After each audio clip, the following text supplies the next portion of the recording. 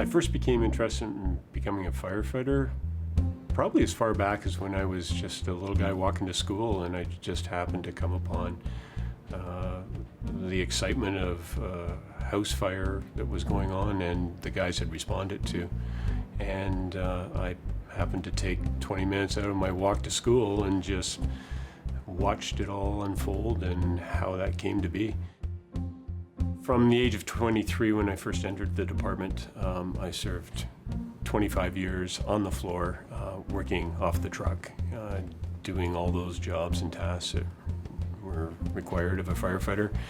And then in my mid-40s, I had an opportunity to apply for a position in management, and that's where I've been these last 8 years now. My lifestyle has been very active. Some of the sports I've really enjoyed a lot of are the racket sports, tennis, squash, badminton, even played pickleball at the stations. Really loved my skiing and swimming and hockey and cycling. Skiing and cycling have been big passions of mine. I first encountered my pain when I entered the office in 2005, and I was already spending probably upwards of a week in the office and could never seem to get comfortable in my seat, and couldn't understand why, because this is something I had never encountered before when I was on the floor. I thought perhaps I was just sort of trying to adjust to sitting all day versus standing and being mobile all day. So that was an easy way for me to categorize the problem. However, it never went away. When I first went into the office, it really didn't have an issue for me as far as my activities were, but after about a year of being in the office and more pain that I began to experience started to hinder some of my activities, namely skiing. That was one that I really had to give up almost entirely. So when I was 49, I paid a visit to Linden to visit my dad. And we had planned on going cycling, but decided not.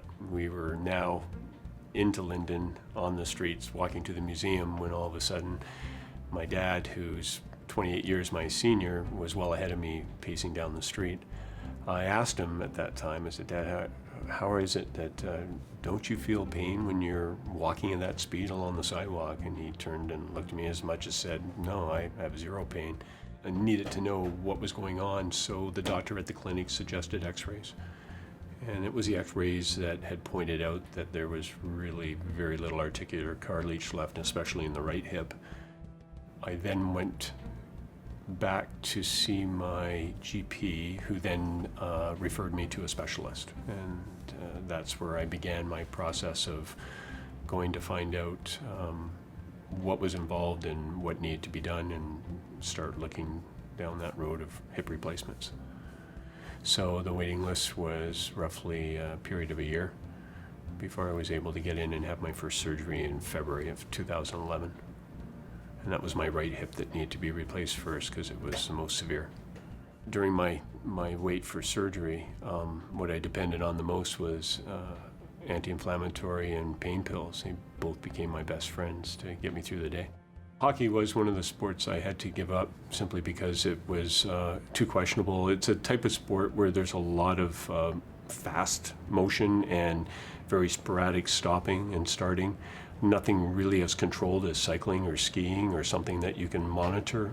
So had I been diagnosed earlier with osteoarthritis, my first concern would have been the amount of exercise I do, and that would have been tapered off.